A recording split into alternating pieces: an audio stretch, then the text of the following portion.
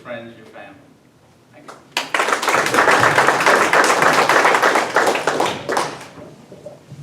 Well, I had one thing in mind, and that was 40 hour a week. And I never worked less than 40 hours. So therefore, I was going to be a full-time commissioner. I was going to be there every day. I go by that building every day to my business, and I'm out of there at 7:30, and I have the rest of the day. And I can work, hours.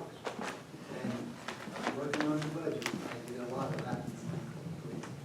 300,000 troops.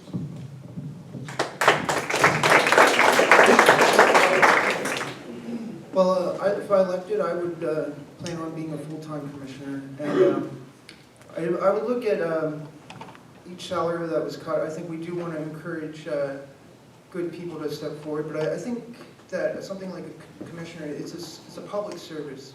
You know, we don't want I don't want career politicians running just for the salary, and you know, I don't think taxpayers want taxes raised just so we can pay our commissioners even more money.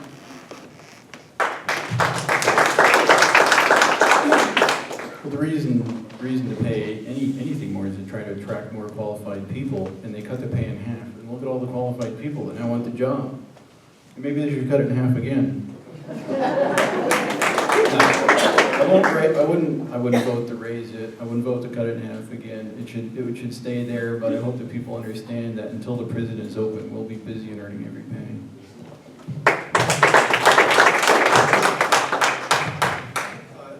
And I think the question was whether or not after 4 years, because every 4 years the commissioners have an opportunity to look at salaries, not just for the commissioners' offices, but the row officers as well.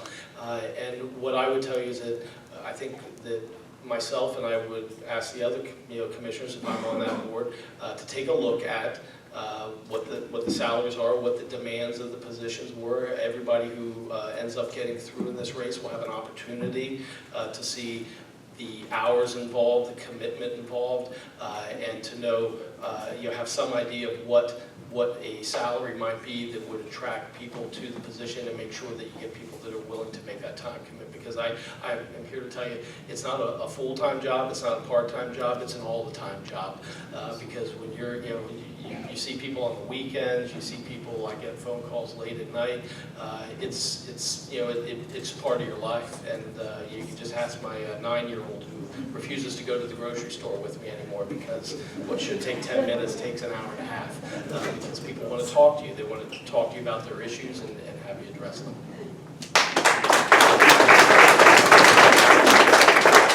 And not to prolong anything, but that decision was already made. What I would do, and I mean, if all 7 of us up here, of course the salary reduction did not deter us from running. What the next 4 years will entail, I don't know. That's something I would look at, and to make sure we do have qualified people coming in the next 4 years, that's something I would decide toward the end of the term, not now. But like I said, the people up here, the salary is not something that they're here for. They're here for further commitment to the community and the commitment to Northumberland County.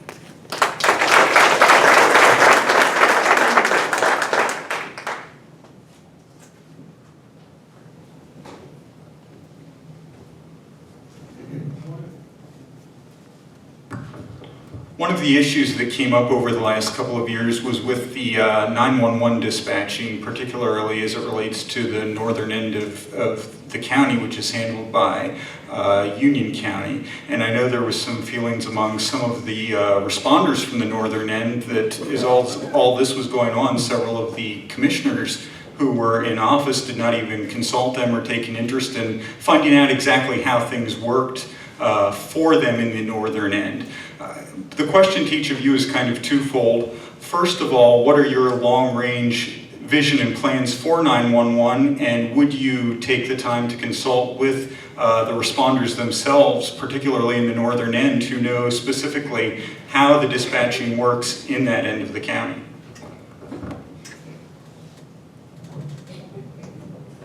On the 911, we need to reflect on every community through the county. Like I understand that there has been some issues up in the Milton area and the Riverside area pertaining to dealing with first responders, and as far as health reasons, and we need to address that issue. We got to make sure, before we hit the switch on that 911 center, that it is adequately compared, comparable to all the areas affected. But every time, it's like hitting a moving target. Of the people I've talked to through the area that are first responders and such, and even at the local level, the cost to all the municipalities pertaining to when they hit the switch, are they going to have the proper radios? Grants were issued already for people to buy and return the grants back. It's an issue we need to address, and we need to address it quickly. And as far as dealing with the northern, we must make sure that there is adequate care to these upper northern regions, and as far as Riverside, to make sure there's adequate pickup. Thank you.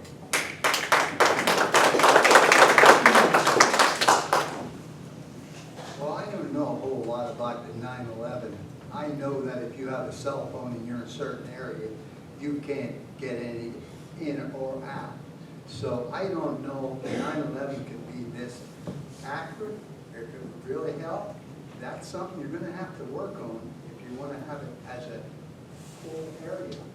And right now, cell phone area, there's a lot of dead areas. So if you want to get to 911, you better make sure you're down to 911. But other than that, I would be willing to do it, but it would have to be precise.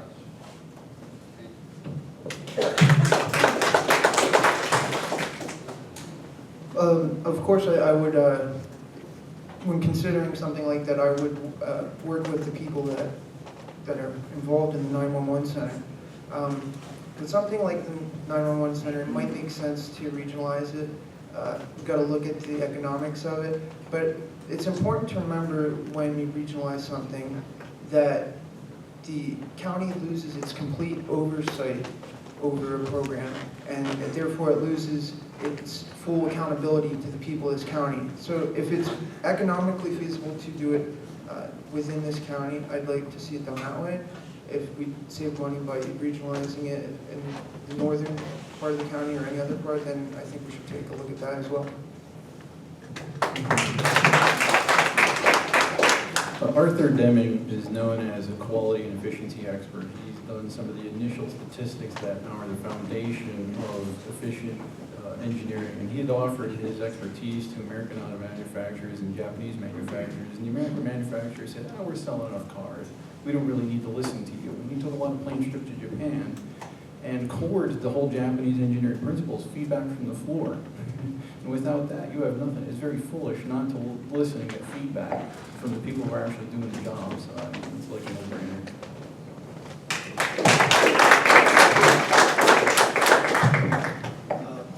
I was one of the commissioners who did take the time to talk with folks up on the northern end.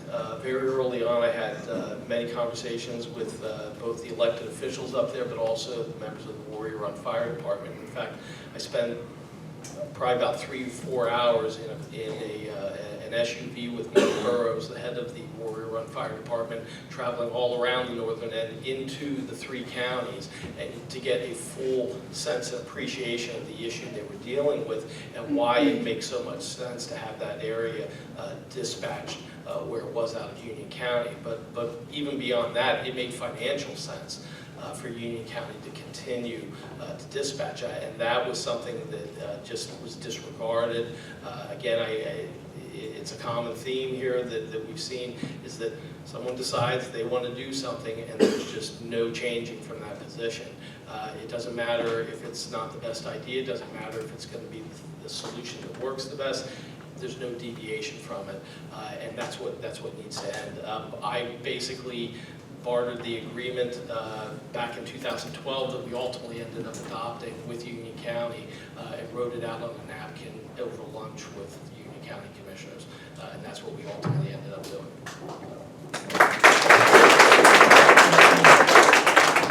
This is another issue that I feel lives are at stake. I mean, the people up in the northern end are worried about any type of call that they make being done as soon and as quickly as possible.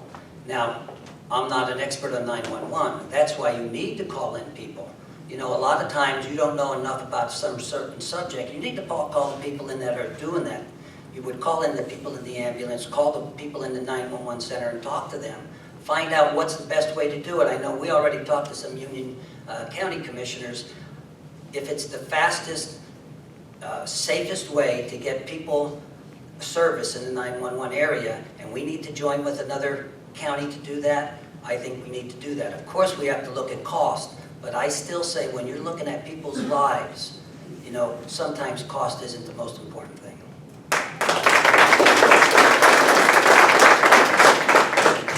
911 is an area that I would give serious consideration to regionalization.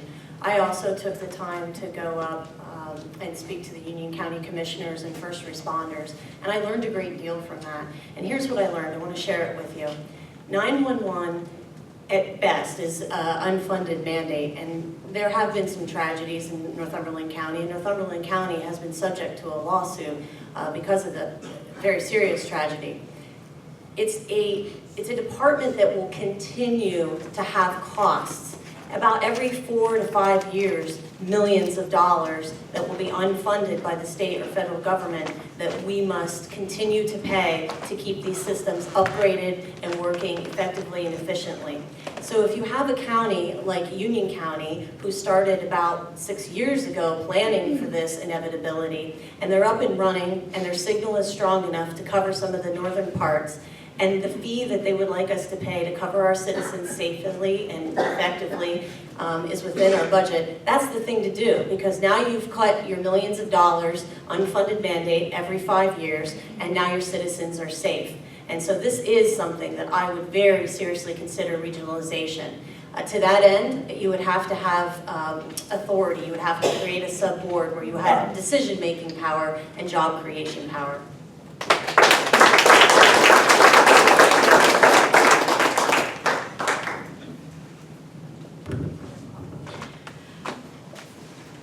We've all sort of touched on this already with the 911 issue, but most other counties in Pennsylvania make progress with cooperation, collaboration, and forward-thinking leadership.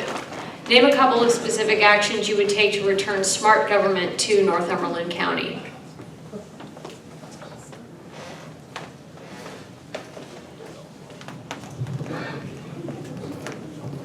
You got to read that out. I got 2 hearing aids, don't blame me. I put the third one on the hat. Okay.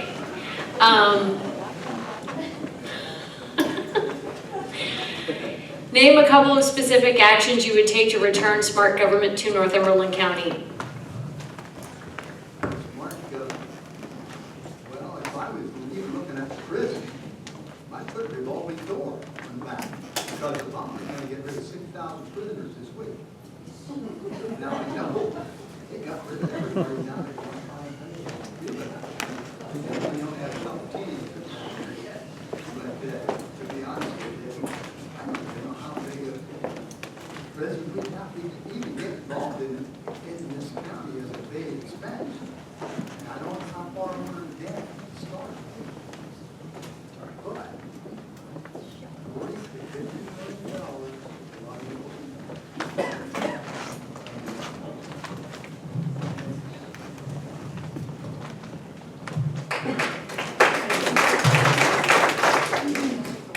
I think smart government, isn't that an oxymoron? I think the smartest thing to do to make our government better is to obey the Constitution, to respect the natural rights of the people, and to do all we can to relieve the burden that taxes place on the poor and middle class and everybody actually.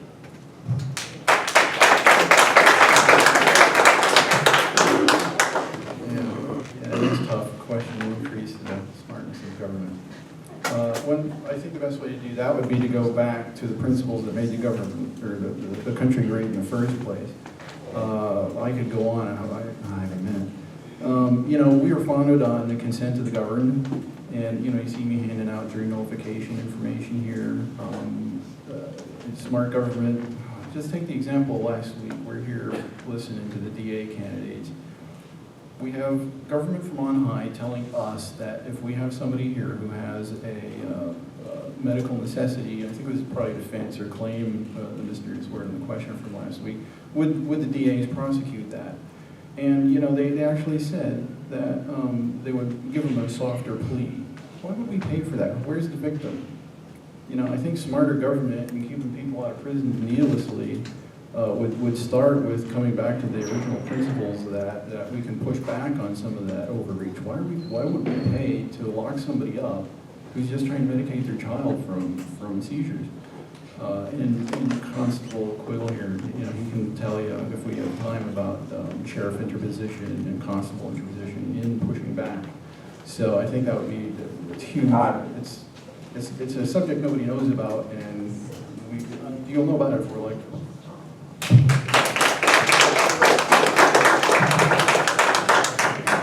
I think right out of the gate, one of the things that I would want to sit down with the other two commissioners who are in and come to an agreement as to how we're going to interrelate with one another and how we're going to govern, and that everyone's going to have a seat at the table, that there will be respect for ideas amongst all. You know, there's a quote that I've used a couple of times when I've been on the campaign trail that I came across, and that's that, you know, no one of us knows as much as all of us. So you need to bring people into the room that know more. You need to bring other ideas in the room. So in terms of a general thing, that would be one. A very specific one, though, that I would tell you is very early on, I would want to have us adopting an anti-nepotism policy in terms of our hiring policies. The brief stint that I was able to be the chairman of the prison board, on the very first day as chairman, we adopted an anti-nepotism policy because it's bad for morale when people see that certain people are getting jobs and it's family members. It's also bad in terms of accountability within an organization. And it just breeds a lot of discontent amongst your workforce. We need to look outside of these small groups of people to find the best people in the positions in the county.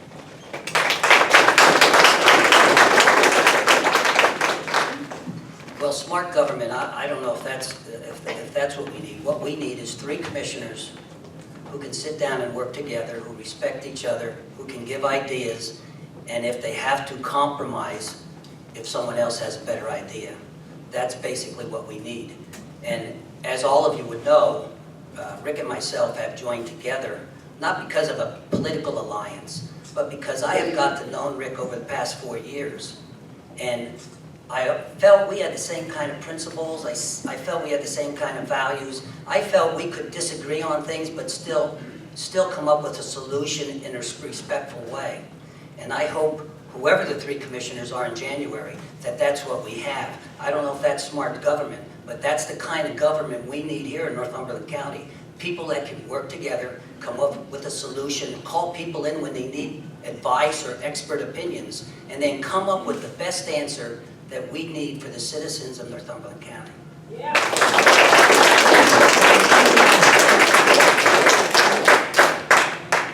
Well, we're beginning with this election, so I think that's one step. I think that commissioners need to think twice and act once. And what I mean by that is there needs to be more collaboration, both with our employees. So we need to build our rapport with our employees, our surrounding municipalities, Chamber of Commerce, all the ties that have been broken over the last 8 years. We need to rebuild those because there's great opportunities there. And it's that simple, really. And we need to remind ourselves every day when we walk through those doors that we are there because of you, and we were there to support you and your goals for our communities. It's all of our communities, and it's not a political thing, it's a community thing, and that's what's really important.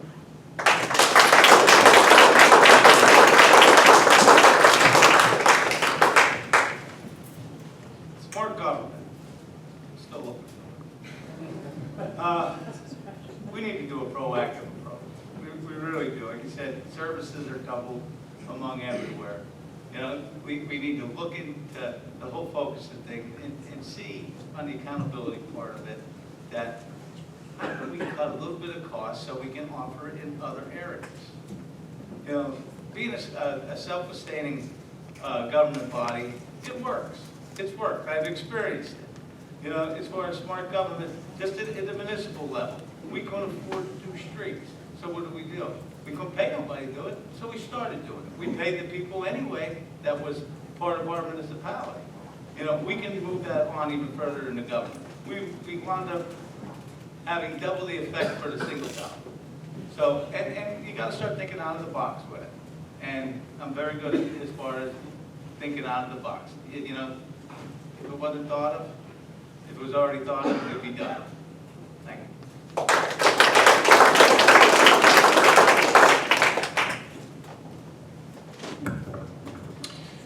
There have already been some comments as far as economic development and what role the county government or government in general plays in job creation. But give us your thoughts on what you could do to help the economic climate of Northumberland County if you were a commissioner.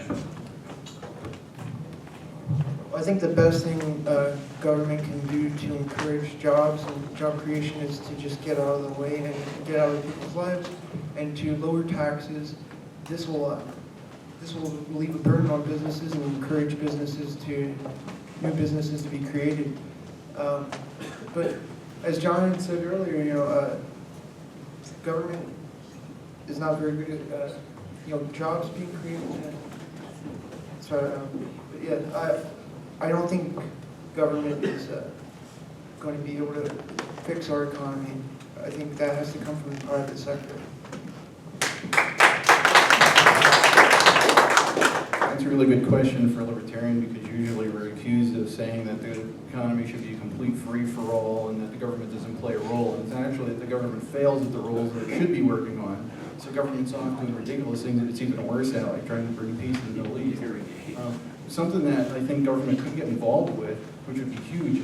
The number one thing for economic development to me is to stop the brain drain. I have no friends that I went to high school with. We all went to college. None of them came back. I think the closest one might be Allen, to stop the brain drain from this area. So what do people who make a good tax base and businesses that bring a good tax base, well, what do they want? One of the things they want is high-speed internet. And Verizon got paid extra money and they failed. They got waivers. Then do our rural people have high-speed internet? No.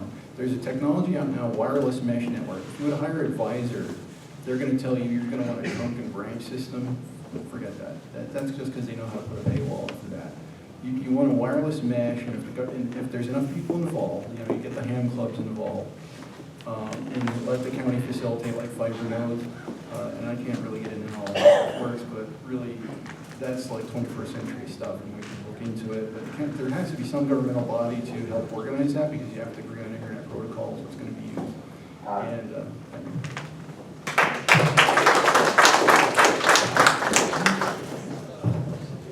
I agree with the notion that government can't create industry.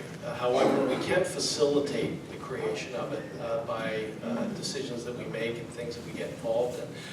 One great example is something that, and I know there's another member of the board who's involved with this as well, or I'm sorry, of this panel who's involved with this on our board, but the idea of this community college in Sunbury area is something where you can really link up educational opportunities and get people educational opportunities that they can then take out into the workforce, and we can help grow the businesses that are here and get rid of some of do away with some of the brain drain that we have from this area.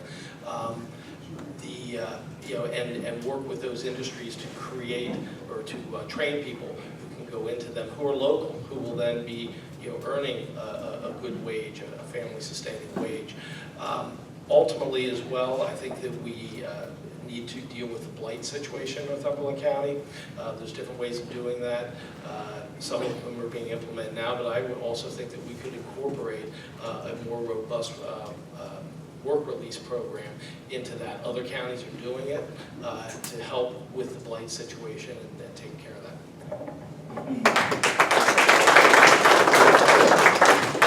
Just so I don't forget, I mean, Bill's been over there talking a lot about his service in the armed forces, and I just want to, and I think all of us should thank him for his service in the Marines, because we wouldn't be able to be doing this if it wasn't for people like him.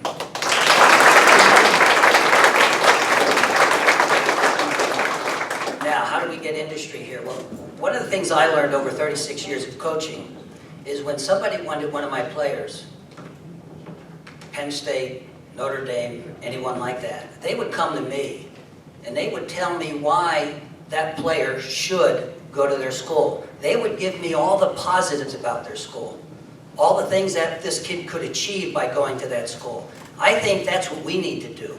We need to go out and find businesses that might be the type of business that would fit into our communities in the Milton area, in the Mount Carmel area, throughout here. Come up with some type of scheme where we can go out and recruit these businesses. Tell them why they should come here. No business is going to just automatically come to Northumberland County because of we're such great people. We got to go out and sell ourselves. I've learned the best coaches in the country, how they sell their product. We need to go out and do the same type of thing, and I think if we do that, we will start getting business here.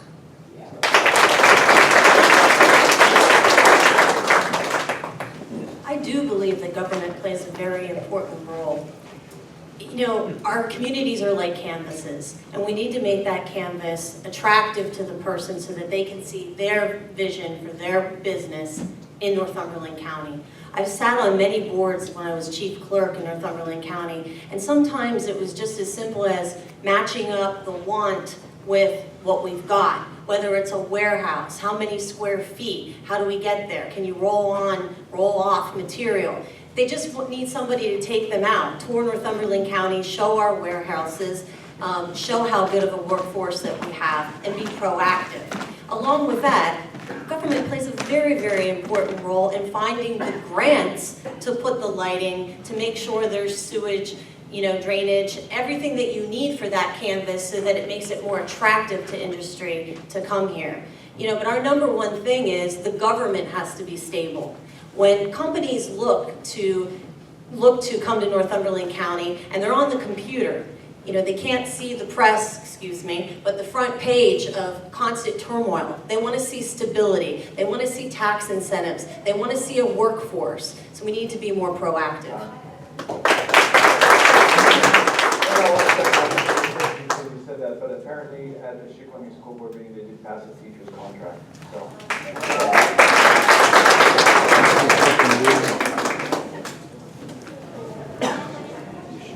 There's a need for public-private partnerships. It's a must. We need to put it together. But first of all, we do need to attack our disadvantages. Our communities came to a portion there where they've been cluttered and crowded, and we've overcome with absentee landlords. We're done an offering. We need to address our blight issue. It's most important. In our metropolitan areas through this county, it's a must. We need to make ourselves attractable for people that want to be here. Because let's not forget, this is going to be their communities. Their kids are going to go to ours. They're going to go to our schools. So we have to make that happen. And how do we get them to that? Back to the person with the planning commission. We need adamant people inside that planning commission. We need more people in there. One or two people inside there is not going to get it done. It's not going to make it happen. There's no attraction for it. I had the privilege years ago when Northumberland County dropped the ball, and we didn't add, but we retained the 300-some jobs there inside the building industrial park. But then after that, this failed because nobody else on the county level will continue with it. Thank you.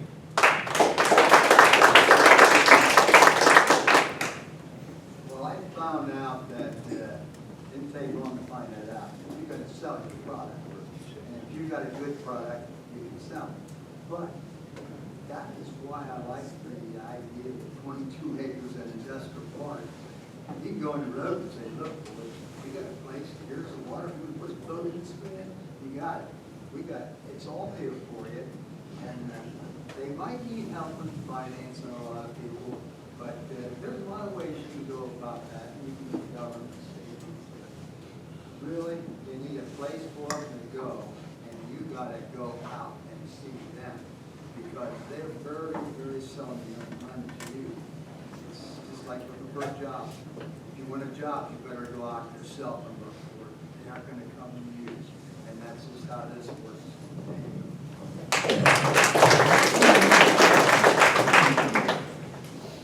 We're actually going to take a 5-minute break now.